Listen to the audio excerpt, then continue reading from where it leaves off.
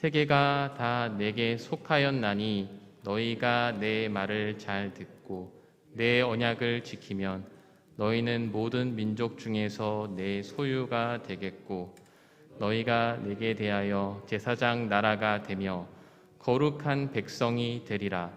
너는 이 말을 이스라엘 자손에게 전할지니라. 아멘. 구약의 제사와 우리들이라는 제목으로 하나님 말씀을 나누겠습니다. 먼저 서로를 축복하며 말씀을 나누기를 원합니다. 옆에 분하고 사랑합니다, 축복합니다 한번 같이 나누겠습니다. 사랑합니다, 축복합니다. 네. 오늘의 예배에 주실 충만한 은혜를 함께 기대하기를 소망합니다. 아멘. 우리는 말씀으로 충만한 삶을 살기 위해서 이제 많은 사람들이 이제 한 해를 시작하면서 성경 일독을 해야지라고 이제 결심을 하곤 합니다. 성도 여러분들께서도 이제 현재 성경 일독을 결심하신 분들이 많을 줄 압니다. 성경 일독의 가장 큰 장애물이 되는 성경이 있는데 그게 무엇일까요? 바로 레위기죠. 많은 이들이 성경에서 이제 가장 난해한 성경책을 뽑으라면은 일반적으로 이제 레위기를 꼽을 정도로 굉장히 해석하기도 어렵고 난해하기도 하고, 그리고 제사가 이게 무슨 의미야라고 이제 생각할 정도로 그런 어려운 점들이 있습니다. 저도 이제 성경 일독을 하면서 레위기 전에는 굉장히 흥미롭잖아요. 흥미로운 성경의 이야기가 이제 펼쳐지다가 갑자기 이제 출애굽기 후반부에 성막 이야기가 나오기 시작하고 이제 후반부에 점점 힘이 빠지는 거예요. 그리고 이제 레위기가 시작이 되면은 이제 넋을 놓고 이제 성경을 이게 뭐지 하는 그런 생각들이 이제 새록새록 나긴 하네요. 참 지루하기도 하고 왜 이 내용을 읽어야 할지 이제 모를 때가 있습니다. 우리가 이제 성경이든 소설이든 영화든 어떤 저작물을 이해할 때 우리가 저자의 의도가 있다는 것을 이제 파악을 한다면 레위기라는 산도 우리가 정복할 수 있지 않을까라는 이제 생각이 듭니다. 성경을 기록한 사람들은 각각 다르지만 이 성경 전체를 조율하신 분이 하나님이라는 사실을 기억하게 될 때 우리는 이제 이 레위기가, 이 제사가 구약과 신약 그리고 현재 우리들에게 밀접하게 관련이 있다는 사실을 우리가 알게 되는 것이죠. 오늘은 그 레위기의 제사를 좀 간략하게 보면서 이 안에 담겨진 우리의 풍성한 뜻을 한번 같이 나누고자 합니다. 이제 동서고금을 막론하고 레위기는 개신교에서 특히나 홀대를 받는 성경 중에 하나입니다. 그렇다면 유대교에서는 어떨까요? 유대교에서는 레위기를 굉장히 중요하게 생각해서 이제 어린이들이 히브리 성경, 즉 구약을 읽기 시작할 때 가장 먼저 읽는 책이 창세기가 아니라 레위기라고 하는데요. 그 이유는 어린이의 마음에 먼저 예배하는 마음을 심어주기 위해서라고 합니다. 그래서 어떤 학자는 이런 말까지 했습니다. 레위기를 이해하지 못하는 사람은 히브리 성경, 즉 구약을 이해할 수 없다라는 말을까지 했습니다. 결국 레위기는 단순히 제사장들이나 그 제사장들의 전유물이 아니라 이스라엘 백성, 즉 우리에게 또 거룩한 백성으로서 실천해야 될 예배와 절기, 그러니까 이러한 모든 생활에서 통용되는 법이기 때문에 예배의 책이라고 이제 불리기도 합니다. 결국 구약의 제사가 뜻하는 것은 바로 예배가 되는 것이지요. 예배는 무엇일까요? 우리가 다 아는 구절인 영과 진리로 예배한다는 것은 무엇을 의미할까요? 성경에서 제사, 즉 예배만을 집중적으로 다룬 책은 사실 레위기가 유일하죠. 모세오경인 창세기, 출애굽기, 레위기, 민수기, 신명기 중에서 어떤 한 가운데 지금 차지하고 있잖아요. 그럼 어떤 의도가 있는 것처럼 보이기도 해요.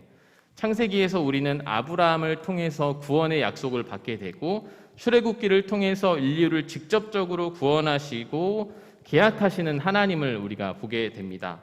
그 다음으로 등장하는 레위기는 공동체에게 본격적으로 예배 규범을 처음으로 제시하는 성경이며 약속의 땅으로 나아가는 백성들과 그 이후 성경의 역사 곳곳마다 레위기는 생활 속의 규범으로 실제해 왔습니다. 사실 레위기는 우리에게 실제적으로 와닿지 않은 부분들이 있을 거예요. 왜냐하면은 동양의 어떤 제사관하고는 어떤 차이점이 또 있기 때문일지 모르겠습니다. 실상 우리는 그것을 이제 이방인 관점에서 바라보기 때문이죠. 분명한 차이가 있습니다. 자, 그럼에도 불구하고 제사 문화는 누군가의 말처럼 종교적인 인간에게 필수적인 걸지 모르겠습니다. 칼빈도 이런 말을 합니다. 인간의 마음이 우상을 만드는 공장이다. 그 말 맞다나 인간은 오로지 자신을 위해서 어떤 속한 공동체를 위해서 신을 만드는 존재라는 거죠. 그런 우상제사와 하나님께 드리는 제사, 과연 무엇이 다를까요? 먼저 제사의 목적을 떠올려 볼 필요가 있을 것입니다. 무엇일까요?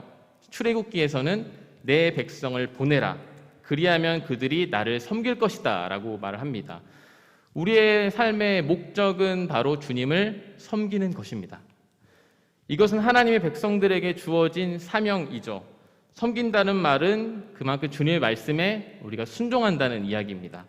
이 사명 속에서 주님께서 주신 제사를 통해 주님을 섬기는 방법과 은혜들에 대해서 오늘 살펴볼 수 있을 겁니다. 레위기에는 총 5가지의 제사가 등장합니다. 번제, 소제, 화목제, 속죄제, 속건제가 그 종류들이죠.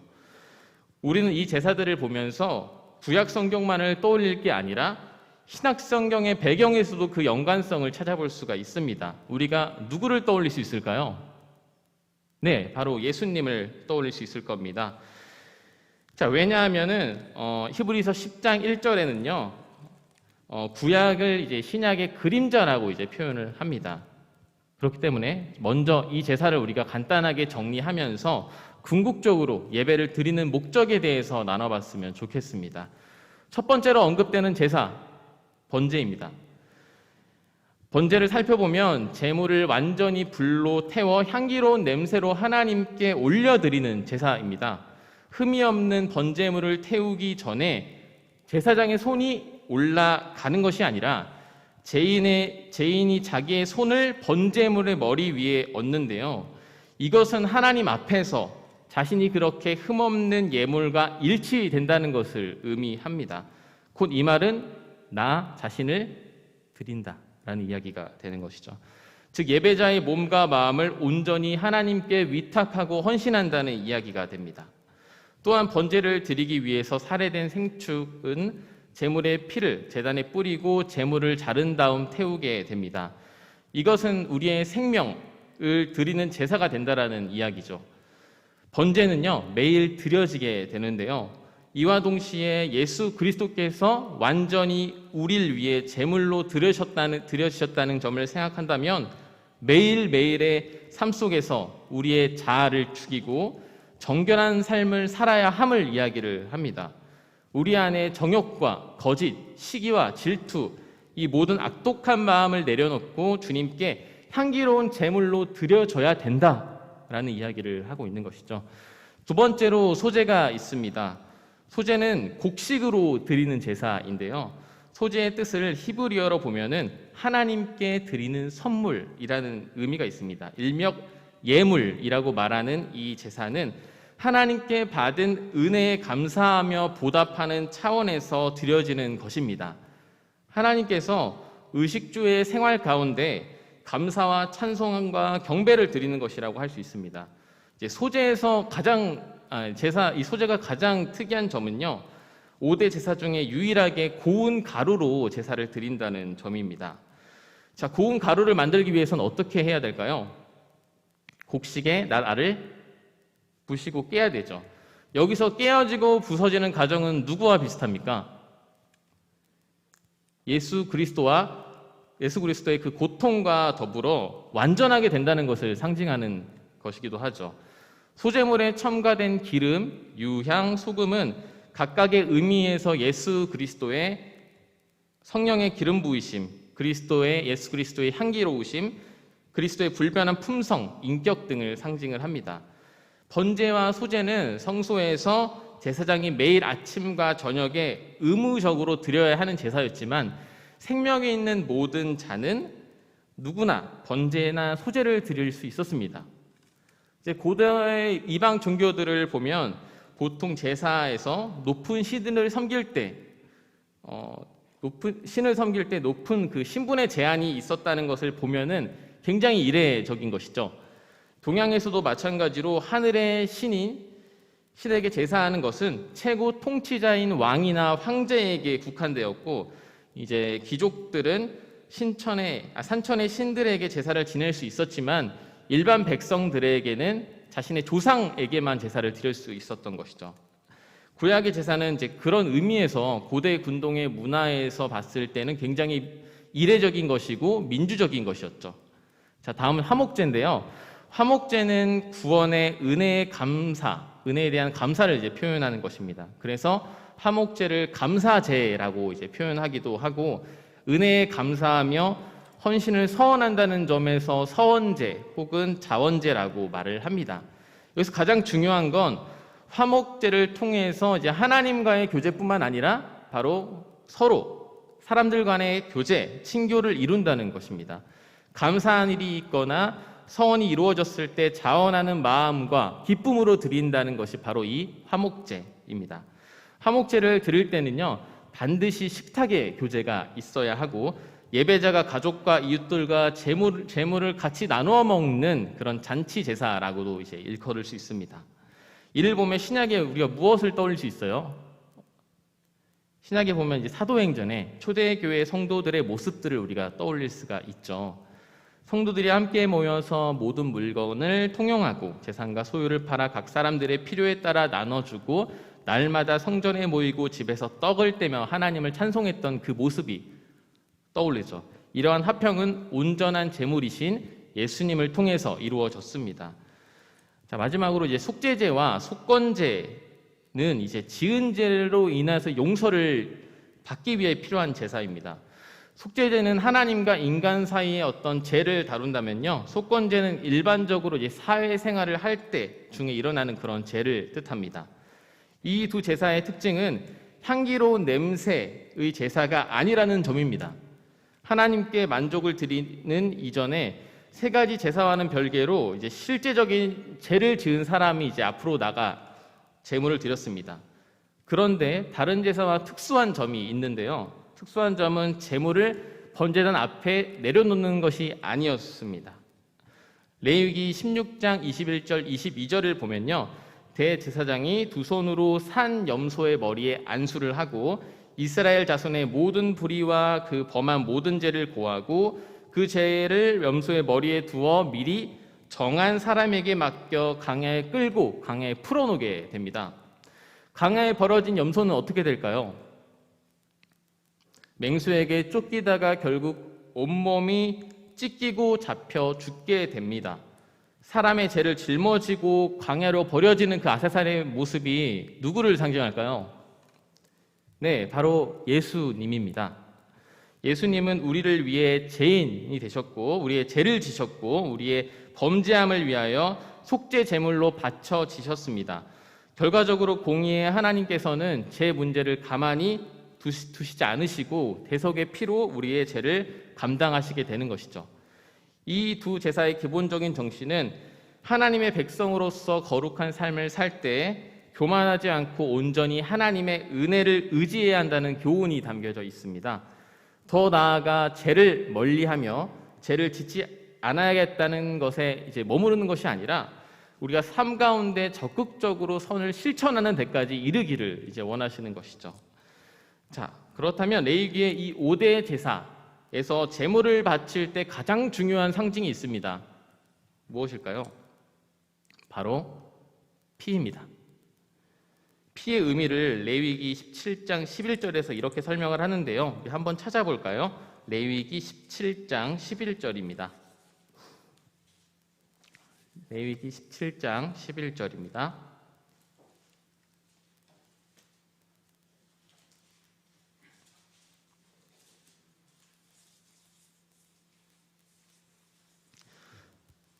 자, 레위기 17장 11절 찾으셨는지 알고 같이 한번 읽겠습니다. 시작. 육체의 생명은 피에 있음이라. 내가 이 피를 너희에게 주어 제단에 뿌려 너희의 생명을 위하여 속죄하게 하였나니 생명이 피에 있으므로 피가 죄를 속하느니라. 아멘. 당시 히브리 문명뿐만 아니라 고대 군동 문화에서는요, 피는 생명력을 불어주고 치유하는 능력이 있다고 믿었다고 합니다. 제사 때 피를 뿌려서 악귀를 쫓아낸다거나 부정한 기운들을 깨끗하게 해준다고 믿었죠. 고대 군동에서 대다수의 나라들은 이제 만물이 신적인 존재였습니다. 일월성신, 동물, 사물 등이 그러했죠. 피 역시 신비한 존재였고 신적인 존재라고 생각을 했습니다. 그래서 이제 수메르의 피의 신 이름이 히브리어 피와 유사한 발음인 다무, 즉 히브리어는 담이라는 발음을 쓰거든요. 당시에 이제 문화적으로, 사회적으로 이 단어들을 이제 공유했다는 점을 우리가 알 수가 있는 것이죠. 피는 단순히 사람이나 동물에게 국한된 것이 또 아니었습니다. 예수 그리스도가 포도주를 가리키며 자신의 피라고 하는 것처럼 고대 근동에서 포도주는 포도나무의 피로도 표현이 됐다고 합니다. 우리나라의 전설에서도 보면은 부모님이 위중하실 때 효자가 이제 무명제를 이제 배워가지고 피를 먹이니까 이제 생명이 연장됐다는 그런 전설도 있지 않습니까? 그래서 피는 생명이라는 그 생각이 어떻게 보면 인류 보편적인 생각이 될 수도 있는 것 같다는 생각이 들어요.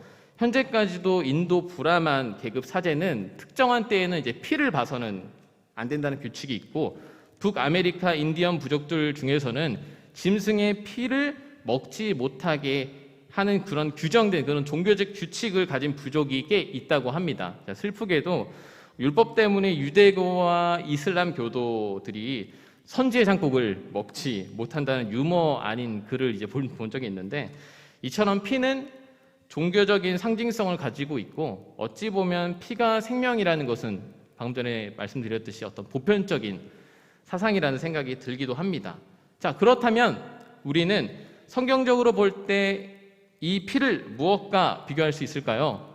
바로 예수 그리스도의 보혈의 피와 비교할 수 있을 겁니다. 자, 결론적으로 레위기는 구약의 십자가의 신학을 갖고 있는 책이라고 할 수가 있고, 예배를 통해서 하나님의 창조 질서의 회복과 죄로 인해 죽었던 인간의 생명을 재창조하는 하나님의 신비가 있는 책이라고 할 수가 있습니다.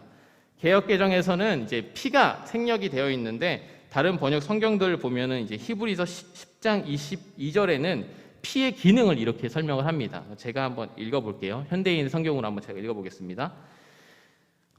궁금하시면 찾아보셔도 돼요. 히브리서 10장 22절.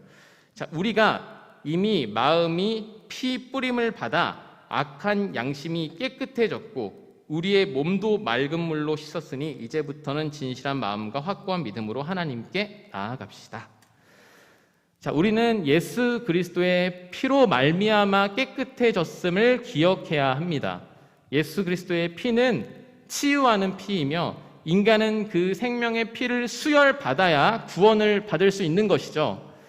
그리스도를 섬기는 우리는 레위기의 제사에 대해서는 더욱더 민감하게 이를 관찰할 수 있었으면 좋겠습니다. 왜 성경에서 이 레위기가 있는 걸까?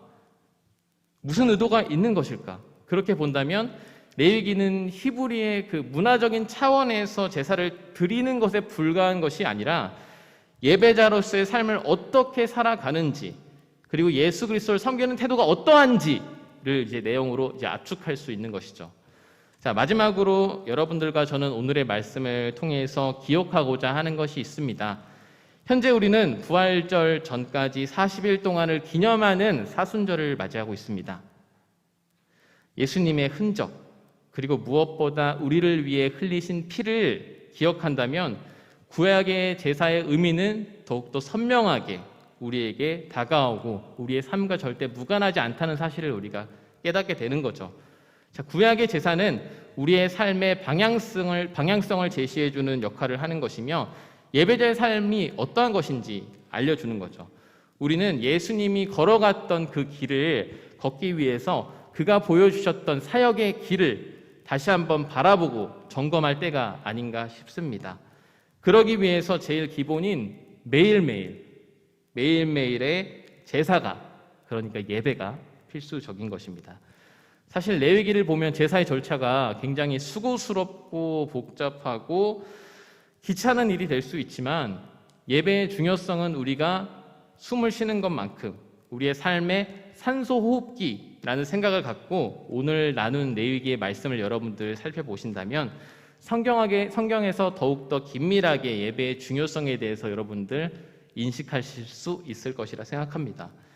네, 메스터 미스터 소유리 문답 제1문에는 사람이 제일 되는 목적이 무엇인지에 대해서 묻습니다.